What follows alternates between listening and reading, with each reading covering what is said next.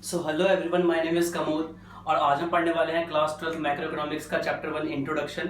तो चलिए देखते हैं इस वीडियो में कौन कौन सा टॉपिक्स कवर करेंगे। पहले बता दूं कि ये इस चैप्टर का पार्ट 2 है। पार्ट 1 आपको डिस्क्रिप्शन मिल जाएगा या आई बटन मिल जाएगा, वहां से पार्ट 1 देख लीजिएगा। ठीक है, तो आज हम पढ़ेंगे कुल मिलाकर 6 टॉपिक्स। पहला हमारा है कंजम्पशन एक्सपेंडिचर क्या होता है, दूसरा इन्वेस्टमेंट क्या होती है, तीसरा टाइप्स ऑफ इन्वेस्टमेंट, चौथा ग्रॉस और नेट इन्वेस्टमेंट डिफरेंस देखेंगे, पांचवा इन्हीं के बीच से निकला हुआ एक टॉपिक डेप्रिसिएशन देखेंगे और ये डेप्रिसिएशन के टाइप्स क्या क्या होते हैं ये जानेंगे, और छठा लो लेवल ऑफ इन्वेस्टमेंट हम पढ़ेंगे। ठीक है, तो चलिए आज की वीडियो शुरू करते हैं, आज की क्लास शुरू करते हैं। तो पहले बात करते हैं कंजम्पशन एक्सपेंडिचर की, एग्रीगेट कंजम्पशन की।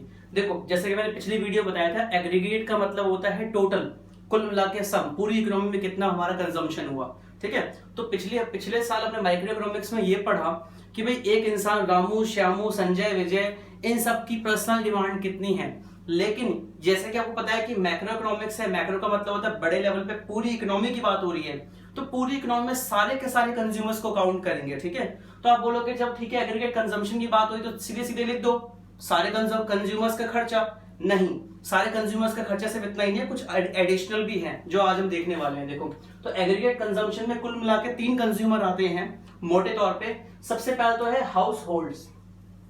अब हाउस होल्ड्स कौन होते हैं? हाउस होल्ड का मतलब वो सभी के सभी लोग, हम जैसे आम लोग या अमीर गरीब सबकी टोटल की बात हो रही है। ठीक है, जिसमें सारे के सारे लोग आ गए, इनको हम हाउस होल्ड्स कहते हैं। ठीक है, दूसरा जो हमारा कंज्यूमर है वो है गवर्नमेंट।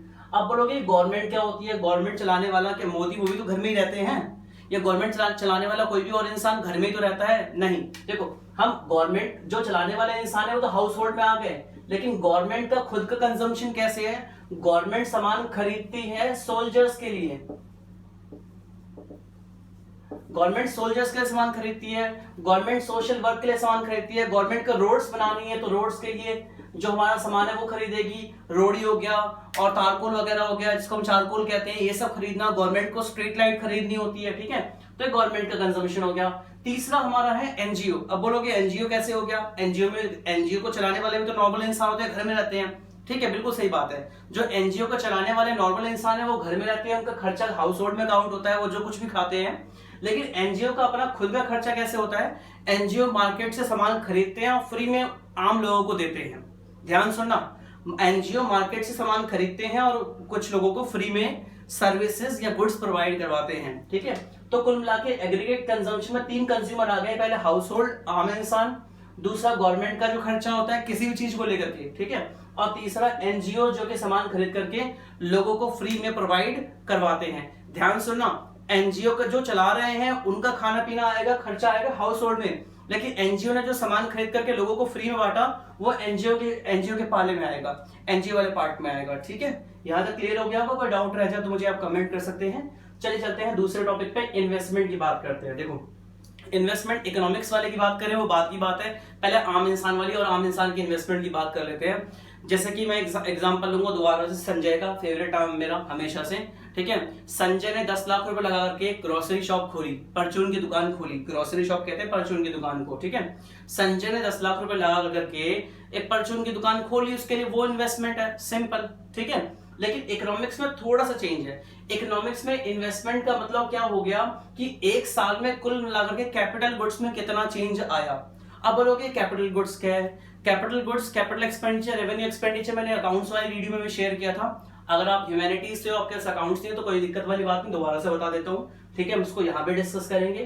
ठीक है, तो इन्वेस्टमेंट को हम ये इस वाले की बात बाद में करेंगे, पहले टाइप्स ऑफ इन्वेस्टमेंट की बात कर लेते हैं, फिक्स और इन्वेंटरी इन्वेस्टमेंट की। तो हमने एग्जांपल लिया था संजय का। संजय ने 10 लाख रुपए लगा करके दुकान खोली, तो संजय ने एक बहुत बड़ा सा स्पेस किराए पे लिया, चाहे अपनी खुद की दुकान में। वो मार्केट गया, 10 लाख रुपए का सामान लाया और ऐसे जाकर के जमीन पे फेंक दिया सारा का सारा। आप कंज्यूमर के उसकी दुकान में गए हो, आपने कहा भाई आटा तोल दियो, आटा वो फेंका पड़ा हुआ है। अच्छा, साबुन दे दियो, साबुन जमीन पे फेंके पड़े हुए हैं, सारा सामान जमीन पे ऐसे बिखरा पड़ा हुआ है। क्या कभी आपने ऐसी कोई शॉप देखी है? बिल्कुल नहीं, ऐसी कोई शॉप होती ही नहीं है। इंसान पता है क्या करता है, जब भी इसको कोई शॉप खोलनी होती है, कोई बिजनेस खोलना होता है ना, तो पहले वो क्या करता है, उसमें प्रॉपर फिटिंग करवाता है, लकड़ी के कार्डबोर्ड्स को वो बड़े बड़े स्क्वायर और रेक्टेंगल से बॉक्सेस बनवाता है। ठीक है, तो संजय अगर 10 लाख रुपए अपनी दुकान में लगाना चाहता है तो पूरे के पूरे 10 लाख रुपए का सामान लेकर के नहीं आएगा, पहले 1,00,000-2,00,000 रुपए का जो है वो लकड़ी के रैक बनवाएगा। रैक क्या होते हैं? वो शेल्फ्स होते हैं जहां सामान को रखा जाता है। तराजू लेकर के आएगा, वो काउंटर लेकर के काउंटर बनवाएगा, और अगर कोई फ्रिज वगैरह चाहिए होगा वो सब उन सब पे पैसा लगाएगा। ठीक है, तो जो रैक बनवा रहा है, काउंटर बनवा रहा है, वो फ्रिज लेकर के आया है, वो तराजू लेकर के आया है जिसे हम स्केल कहते हैं, वो जो लेकर के आया है वो बेचने के लिए लेकर के नहीं आया है, वो इसलिए लेकर के आया है क्योंकि उनको यूज करके वो अपना सामान को बेचेगा और पैसा कमाएगा। तो तराजू पे लगाया गया पैसा, रैक पे लगाया गया पैसा, फिटिंग पे लगाया गया पैसा, जिसे अकाउंट्स की लैंग्वेज में कहते हैं फर्नीचर एंड फिटिंग्स पे लगाया गया पैसा, हमारा कैपिटल एक्सपेंडिचर से इकोनॉमिक्स की लैंग्वेज में फिक्स इन्वेस्टमेंट भी कहते हैं। ठीक है, क्योंकि ये वो पैसा है जो खर्च हो चुका है, इससे हमें बेनिफिट मिलने वाली सर्विसेज सालों साल तक चलेगी। जैसे किसी आम कंपनी की बात करूं तो इस कंपनी ने अगर मशीनरी खरीदी है प्रोडक्शन के लिए, तो मशीनरी का खरीदना कैपिटल इन्वेस्टमेंट है या फिक्स इन्वेस्टमेंट है। और जो रॉ मटेरियल आ रहा है, जो सामान लाया जा रहा है, बेचा जा रहा है, लाया जा रहा है, बेचा जा रहा है, एक नॉर्मल कंपनी में रॉ मटेरियल आ रहा है, उसको प्रोड्यूस करके फिनिश गुड बना करके बेचा जा रहा है, उसे बोलेंगे इन्वेंट्री इन्वेस्टमेंट। तो संजय वाले एग्जांपल में जो उसने पूरी फिटिंग 2 लाख रुपए में करवाई, वो कहलाएगी फिक्स या कैपिटल इन्वेस्टमेंट। और जो उसके अलावा जो बाकी वो सामान लेकर के आया, आटा, चावल, साबुन, शैम्पू लेकर के आया, खाने पीने का सामान लेकर के आया, बहुत सारा सामान होता है, वो सारा सामान लेकर के आया और 8 लाख रुपए का उसने प्रॉफिट लगा के अपना आगे बेच दिया, तो वो पैसा आ रहा है जा रहा है, आ रहा है जा रहा है, तो उसे बोलेंगे इन्वेंट्री इन्वेस्टमेंट या रेवेन्यू इन्वेस्टमेंट या रेवेन्यू एक्सपेंडिचर बोलेंगे उसे। क्या बोलेंगे? Inventory investment. यानी वो पैसा है जो हम सामान में लगाते हैं, बेचते हैं, पैसा कमाते हैं। ठीक है, जिसकी जो हम अपने खुद के यूज के लिए नहीं लाते, बेचने के लिए लेकर के आते हैं। ठीक है, इसे कहते हैं इन्वेंट्री इन्वेस्टमेंट, चाहे इसे रेवेन्यू इन्वेस्टमेंट भी कहते हैं, रेवेन्यू एक्सपेंडिचर भी कहते हैं। ठीक है, तो बात कर रहे थे इन्वेस्टमेंट में, हम बात कर रहे थे कैपिटल स्टॉक की। जो इकोनॉमिक्स की लैंग्वेज में इन्वेस्टमेंट क्या है? इकोनॉमिक्स की लैंग्वेज में, मैक्रो इकोनॉमिक्स में इन्वेस्टमेंट का मतलब है चेंज इन कैपिटल स्टॉक।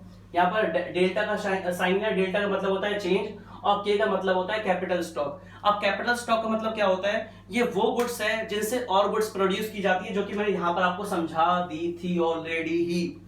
मैंने यहाँ पर क्या बताया? मशीनरी। मैंने यहाँ पर क्या बताया? Furniture and fittings. मैंने यहाँ पर क्या बताया? वो चीजें, वो एसेट्स जिनको यूज करके हम और फर्दर प्रोडक्शन करते हैं और पैसा कमाते हैं, और प्रोडक्ट्स बनाने में उस प्रोडक्ट का यूज होता है। ठीक है, जैसे कि मैं एग्जांपल ले लूं, एक मैंने पिछली वीडियो बताया था, इसके बारे में बात करी थी, कैपिटल गुड्स भी कहते हैं। ठीक है ना, जैसे कि एक कारपेंटर के लिए उसके टूल्स, उसका औजार, क्योंकि वो उन औजारों की मदद से लकड़ी को सोफे में, बेड में, चेयर में कन्वर्ट करता है, लेकिन वो अपना सामान नहीं बेचता। वो जो कहने में जो उसके औजार है, औजार को नहीं बेचता, वो औजार उसने अपने खुद के यूज के लिए खरीदे हैं, लेकिन लकड़ी को वो खरीद रहा है, रॉ मटेरियल के तौर पर उसे तैयार करके सोफा बना करके बेच दे रहा है। ठीक है ना, तो यहाँ पर वो जो इन्वेस्टमेंट है जो और गुड्स बनाने में की जा रही है, फिक्स इन्वेस्टमेंट, उसकी यहाँ बात की जा रही है। और बात की जा रही है कि पूरे एक साल में कैपिटल स्टॉक में कितना चेंज आया। कहने का मतलब क्या है? अगर मैं दोबारा संजय का एग्जांपल लूं, संजय ने 10 लाख रुपए लगाए थे। संजय ने 10 लाख रुपए में क्या किया कि भाई फॉर एग्जांपल उसने 10 लाख में से जो 2 लाख रुपए अपने इसमें फिक्स इन्वेस्टमेंट लगा दिए। अब क्या वो उसने एडिशनल पैसा कमा करके फिक्स इन्वेस्टमेंट में 3 लाख रुपए लगा दिए हैं। या मान लो कि अगर वो बड़ी सी कंपनी चला रहा है तो कुल मिलाकर उसने इन्वेस्टमेंट कर रखी है 10 लाख रुपए की, और उसने अब इस साल इन्वेस्टमेंट को बढ़ा के 12 लाख रुपए कर दिया है। तो जो चेंज आया ना 2 लाख रुपए का, उसी को हम इन्वेस्टमेंट बोलेंगे। ठीक है, क्या बोलेंगे? इन्वेस्टमेंट, जो कि चेंज इन कैपिटल स्टॉक है। यानी कुल मिलाकर जो पैसा इन्वेस्ट कर रखा है, पिछले साल 10 लाख रुपए इन्वेस्ट किया था, इस साल 12 लाख रुपए इन्वेस्ट किया है, तो जो 2 लाख रुपए का जो इंक्रीज हुआ है उसी को इन्वेस्टमेंट बोलेंगे, जिसको हम आम भाषा में फर्दर इन्वेस्टमेंट भी कह सकते हैं। ठीक है, तो आई होप कि आपको यहाँ पर इन्वेस्टमेंट समझ में आ चुका होगा। दोबारा से एक बार मैं रिवाइज करवा देता हूँ, समराइज कर देता हूँ। इन्वेस्टमेंट का मतलब होता है वो पैसा जो बिजनेस में लगाया जाता है और पैसा कमाने के लिए। इसके 2 टाइप होते हैं, फिक्स और इन्वेंट्री इन्वेस्टमेंट। फिक्स इन्वेस्टमेंट का मतलब होता है वो पैसा जो कि लगा दिया गया है उन एसेट्स में जो कि हमें लंबे टाइम तक हमें बेनिफिट देगी, हमारा साथ देगी। और इन्वेंट्री इन्वेस्टमेंट का मतलब उनमें लगाया गया पैसा जो कि पैसा हमने लगाया है, रॉ मटेरियल आया है, उसको बेच करके, उसको फिनिश गुड में कन्वर्ट करके बेच करके फिर पैसा कमा लिया जाएगा। ठीक है ना, एग्जाम्पल के तौर पे संजय ने 10 लाख रुपए की ग्रोसरी शॉप खोली है, परचून की दुकान, 2 लाख रुपए की फर्नीचर फिटिंग करवाई, तो वो फिक्स इन्वेस्टमेंट में आ जाएगा या कैपिटल इन्वेस्टमेंट में आ जाएगा। 8 लाख रुपए का वो आटा दाल चावल चीनी लेकर के आया है, उसको बेच रहा है, वो कहलाएगा इन्वेंट्री इन्वेस्टमेंट पे। ठीक है, अब बात करते हैं ग्रॉस और नेट इन्वेस्टमेंट की। अब ग्रॉस और नेट इन्वेस्टमेंट क्या होता है? ठीक है, ध्यान सुनो। अभी से 2 साल पहले संजय ने शॉप खोली थी। उस टाइम संजय ने 2 लाख रुपए लगाए थे अपनी फिक्स इन्वेस्टमेंट में। ठीक है, तो उतने में क्या हुआ कि आप उसकी शॉप में पहुंचे, आपने कहा क्या बात है संजय भाई, बहुत अच्छा पैसा लगाया है, बहुत अच्छी फिटिंग कर रखी है, क्या बात है, बहुत बढ़िया लग रही है। तो संजय ने फटाक से बोल दिया, भाई 2 लाख रुपए लगाया था, 2 लाख रुपए, 2 लाख रुपए लगा रखा है, ऐसे बोल दिया। अब मुझे ये बताओ कि 2 साल पहले उसने 2 लाख रुपए लगाया था, आज उस फर्नीचर फिटिंग की क्या कीमत सेम तो सेम होगी? अगर आप अकाउंट्स के हो, कॉमर्स साइड से हो, तो आपको बहुत अच्छी तरीके से पता होगा कि भैया आज से 2 साल पहले 2 लाख रुपए इन्वेस्ट किया गया था, उसमें कुछ ना कुछ उस एसेट्स की वैल्यू कम हो गई होगी, उस में जो प्रॉपर्टी की वैल्यू कम हो गई होगी, डेप्रिसिएशन लग गया होगा। अब उसकी वैल्यू 2 लाख रुपए तो नहीं है भाई साहब, कितनी भी हो, 1,50,000 रुपये हो, 1,80,000 रुपये हो, 1 लाख रुपए, लेकिन 2 लाख रुपए नहीं है। क्योंकि 2 लाख रुपए सेम टू सेम वैल्यू कैसे हो सकती है? क्योंकि कोई सी भी चीज अगर जब भी हम खरीदते हैं तो उसके खरीदने मात्र से ही जस्ट अगले ही मोमेंट उसकी वैल्यू ऑटोमेटिकली डाउन हो जाती है। जैसे कहने का मतलब क्या है, अभी आप 1 घंटे पहले आईफोन एक्स लेकर के आए हो 1 लाख रुपए का, अब उसको बेचोगे तो क्या वो 1 लाख का बिक जाएगा? नहीं, बिल्कुल नहीं बिकेगा। मुश्किल से मुश्किल 70-80 हजार रुपए का बिकेगा, 90 का बिकेगा। मैं कह रहा हूँ 99,999 का बिकेगा, लेकिन 1 लाख का नहीं बिकेगा, क्योंकि वो सेकंड हैंड में काउंट हो चुका है, पुराना हो चुका है। ठीक है ना, उसी तरीके से। ठीक है, तो हुआ क्या, तो ग्रॉस और नेट इन्वेस्टमेंट का मतलब क्या होता है, जो उसने आज से 2 साल पहले 2 लाख रुपए लगाया था, वो आज 2 साल बाद ग्रॉस इन्वेस्टमेंट कहलाएगा। और मान लो कि मार्केट में उसकी फर्नीचर फिटिंग की वैल्यू अब 1 लाख रुपए बची है, तो उसकी नेट इन्वेस्टमेंट कहलाएगी प्रेजेंट में 1 लाख रुपए। 2 साल पहले उसने 2 लाख रुपए लगाया था, प्रेजेंट में वो क्या कह रहा है, मैंने 2 लाख रुपए लगाए हैं, तो प्रेजेंट में भैया उसकी वैल्यू 2 लाख रुपए थोड़ी बची, प्रेजेंट में उसकी वैल्यू कितनी है, 1 लाख। तो उसकी प्रेजेंट में ग्रॉस इन्वेस्टमेंट 2 लाख रुपए है और नेट इन्वेस्टमेंट 1 लाख रुपए है। इस एग्जांपल, ये एग्जांपल थोड़ा सा आपको ऑकवर्ड लगा होगा, मैं दोबारा एग्जांपल चेंज करता हूं। मान लो कि आपने 10 लाख रुपए की एक गाड़ी खरीदी, अर्टिगा, बहुत कॉमन गाड़ी है, या 15 लाख रुपए की आपने इनोवा खरीदी। अब क्या हुआ, 15 लाख रुपए की आप इनोवा खरीद करके उसे टैक्सी में चला रहे हो, यूज कर रहे हो अच्छी तरीके से, बहुत अच्छा पैसा कमा रहे हो। तो हुआ क्या, आपका फ्रेंड मिला आपको 2 साल बाद या 3 साल बाद, 2 साल बाद मिला। आपने कहा क्या बात है भाई, तेरी इनोवा तो बहुत बढ़िया लग रही है। तो आपने कहा भाई 15 लाख की ली थी, 15 लाख की। भाई 15 लाख की ली थी, अब थोड़ी 15 लाख रुपए की है, अब तो उसको आपने 2 साल चला लिया, पैसा कमा लिया, 15 का डबल 30 लाख तो कमा लिया होगा आपने उससे, चाहे जितना भी कमा लिया होगा, मुझे उससे मतलब नहीं है। 15 लाख की ली थी, प्रेजेंट में उसकी कीमत 10 लाख रुपए है। तो प्रेजेंट में कोई से पूछेगा भाई कितनी इन्वेस्टमेंट कर रखी है, तो प्रेजेंट की ग्रॉस इन्वेस्टमेंट तो कहलाएगी 15 लाख रुपए, और प्रेजेंट की नेट इन्वेस्टमेंट कहलाएगी 10 लाख रुपए। ग्रॉस का मतलब होता है वो इन्वेस्टमेंट जो पहले की गई थी, जिसकी प्रेजेंट में वैल्यू कुछ ना कुछ कम हो चुकी है बिकॉज ऑफ डेप्रिसिएशन। डेप्रिसिएशन क्या होता है भी डिस्कस करेंगे। अगर अकाउंट्स वाले तो बहुत अच्छी तरीके से आपने 11th क्लास में प्रॉपर अकाउंट्स पढ़ रखे हैं डेप्रिसिएशन के, ठीक है। और अगर ह्यूमैनिटीज से हो, आर्ट्स से, तो कोई परेशानी नहीं, समझा रहा हूं डेप्रिसिएशन क्या होता है। इसे हिंदी में मूल्य ह्रास भी कहते हैं, ठीक है। तो प्रेजेंट में उसकी इनोवा की कीमत 10 लाख रुपए है, तो प्रेजेंट में नेट इन्वेस्टमेंट कहलाएगी 10 लाख रुपए और ग्रॉस इन्वेस्टमेंट कहलाएगी 15 लाख रुपए। ग्रॉस में क्या होता है, डेप्रिसिएशन इंक्लूडेड होता है, ठीक है। अब बात करते हैं डेप्रिसिएशन की। देखो अगर ये अभी भी कुछ डाउट रह गया तो मैं नीचे मुझे कमेंट कर देना, मैं इंस्टेंट रिप्लाई करूंगा, टेंशन ना लो बिल्कुल भी, ओके। आगे की बात करते हैं डेप्रिसिएशन की। अब डेप्रिसिएशन क्या होता है, मैंने जस्ट अभी समझाया ना, gross investment, net investment. Innova ली थी 2 साल पहले 15 लाख की, अभी कितने की है, 10 लाख रुपए की। तो हुआ क्या, या मान लो कि इनोवा 15 लाख की ली थी, आज 10 लाख की बची है, उसकी वैल्यू 2/3 बची है, तो क्या वो 1/3 इनोवा क्या कट के कहीं गिर गई, या सब्जी बना के खा लिया आपने, या उतनी इनोवा है नहीं। मान लो 10 फुट की इनोवा थी, तो आज क्या वो 7 फुट की बची है जो उसकी वैल्यू कम हो गई। भाई इनोवा जितनी पहले थी 10 फुट की, आज भी 10 फुट की है। इनोवा का साइज तो उतना का उतना है, इनोवा घिस के थोड़ी छोटी हो गई, बस क्या है वो यूज हो गई, उसकी वैल्यू थोड़ी सी कम हो गई, ठीक है। तो वैल्यू कम होना इज कॉल्ड डेप्रिसिएशन। तो वैल्यू 2 तरीके से कम होती है, 2 तरीके से कह रहे कैसे, कि पहला होता है नॉर्मल वियर एंड टियर, इसे कहते हैं बाय यूसेज। यूज करने से वैल्यू कम होना, इसे कहते हैं नॉर्मल वियर एंड टियर या बाय यूसेज। यानी कि ये मानकर मैं 20 रुपए का लेके आया था, थोड़ा सा कंजूस हूं, 6 महीने चला लिए मैंने इसे, तो 6 महीने से यूज कर चुका हूं, अब थोड़ी 20 रुपए का बिकेगा, 5 का भी लेने का कोई, 2 रुपए 3 रुपए का कोई ले ले तो ले ले, बात अलग है, ठीक है ना। तो भाई जो मैंने इसको यूज करके इसकी वैल्यू घटा दी, इसे बोलेंगे डेप्रिसिएशन बाय यूसेज या depreciation by normal wear and tear. इस्तेमाल करने से, टूट फूट से वैल्यू कम होना। अब बोलोगे डेप्रिसिएशन ऐसे ही तो लगता है, और क्या होगा, देखो भैया ड्यू टू टेक्नोलॉजी भी डेप्रिसिएशन लगता है। कैसे, एक और एग्जांपल ले लो, मेरा फेवरेट का एग्जांपल लेना, यही तो है, इसी से तो रोटी चलती है, डोंट माइंड इट, ओके।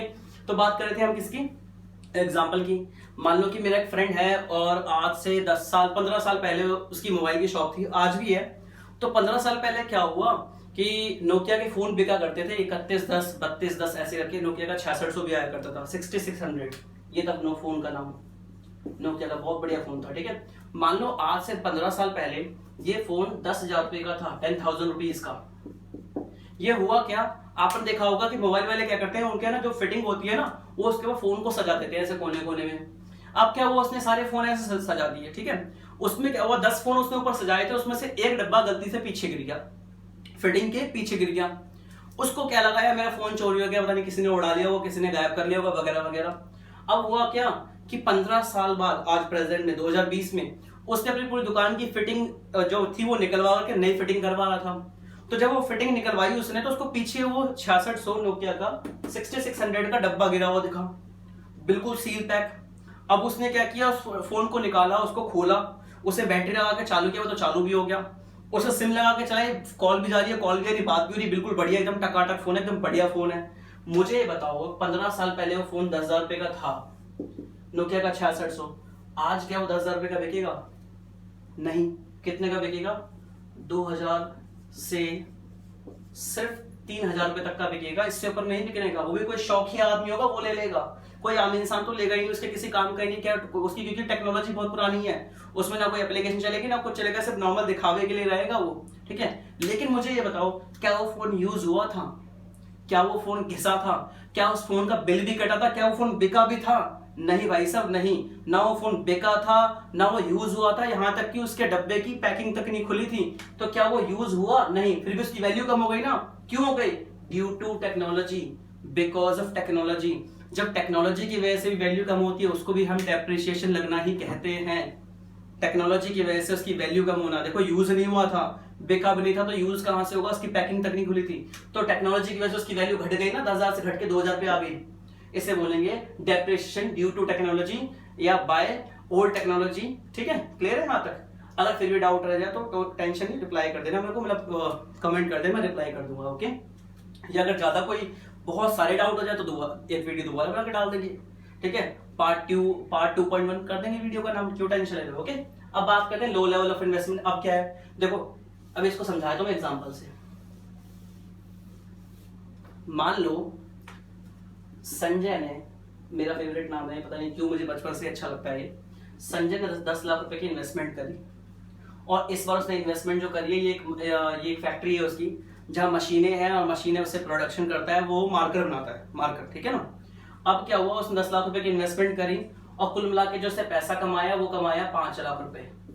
ठीक है, और ये 5 लाख रुपए जो उसने कमाए थे ना, ये पूरे के पूरे घर ले गया ड्राइंग्स के नाम पे, चाहे ये प्रॉफिट था इसका, ये अपने ले गया बस। ठीक है, अब ये 10 लाख की इन्वेस्टमेंट 10 लाख की रह गई, 10 लाख रुपए की इन्वेस्टमेंट करी थी, 5 लाख कमाए, जो कि वो ले गया, उसने कंपनी में नहीं छोड़ा है पैसा, अपने घर ले गया। अब इस साल की शुरुआत में इन्वेस्टमेंट 10 लाख रुपए की है?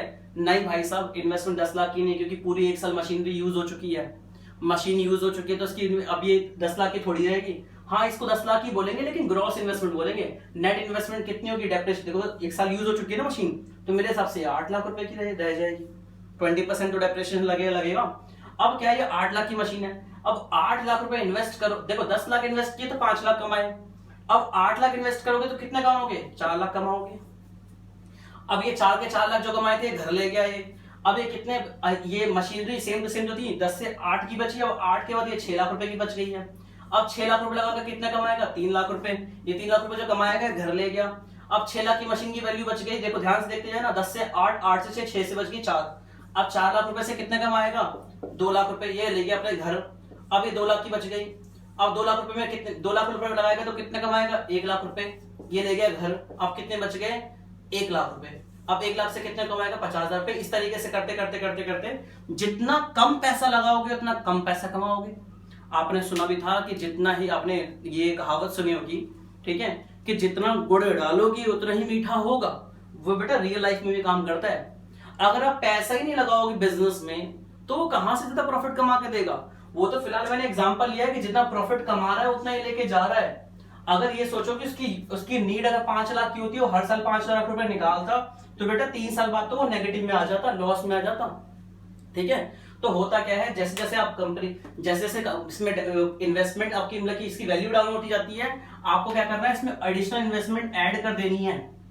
ठीक है, एडिशनल क्यों ऐड करनी है, क्योंकि भैया आपने 10 लाख रुपए की मशीन ली थी पहले साल, वो उसमें डेप्रिसिएशन लग गया, यूज होने की वजह से वो 8 लाख की बच गई है। अगर उसमें 2 लाख रुपए का जो गैप है उसको नहीं भरोगे तो 5 लाख रुपए नहीं कमा पाओगे, क्योंकि मान लो कि इस बिजनेस में क्या है, 10 लाख लगाओ 5 लाख कमाओ, तो भैया जब लगाया है आपने इस साल 8 लाख रुपए तो 4 ही कमाओगे। ठीक है ना, तो जितना पैसा कम कर, जैसे अगर उसमें इन्वेस्टमेंट में इंक्रीमेंट नहीं करते जाओगे तो घटते घटते घटते घटते एक दिन जीरो पे पहुंच जाओगे, और एक दिन क्या हो, 2-3 सालों में हो ही जाना है आपका। और ये रियल लाइफ में भी होता है, आपने देखा होगा कि वही बिजनेस सर्वाइव कर पाते हैं जो keep on continuously keep on changing होते हैं, बढ़ोतरी करते जाते हैं करते जाते हैं करते जाते हैं। ठीक है ना, और ये आपने लॉ ऑफ वेरिएबल प्रोपोर्शन भी सुना होगा आपने, जिसमें क्या होता है कि भैया हमारा टीपी जो होता है पहले तेजी से बढ़ता है, फिर घटता है, फिर घटता ही जाता है माइक्रो इकोनॉमिक्स में। यानी वो कहता है कि भैया आपने जो फिक्स फैक्टर्स पे उन पे भी इन्वेस्टमेंट करो, पैसा लगाते जाओ। अगर बिजनेस बढ़ाना है तो पैसा लगाते रहना पड़ेगा। आपने देखेंगे बड़े बड़े बिजनेसमैन वो कभी भी रुकते नहीं है एक जगह पे, वो पैसा अपने बिजनेस में लगाते रहते हैं, उसको आगे बढ़ाते ही रहते हैं। ठीक है, तो आज की वीडियो फिलहाल इतना ही। हमारे चैनल का नाम बनी वाली कॉमर्स आपको अच्छी तरीके से पता ही होगा। ठीक है, ये वीडियो कैसी लगी हो जरूर कमेंट करके बताना, लाइक शेयर सब्सक्राइब जरूर करना। मिलते हैं अगली वीडियो में, till then bye bye, see you, have a nice day.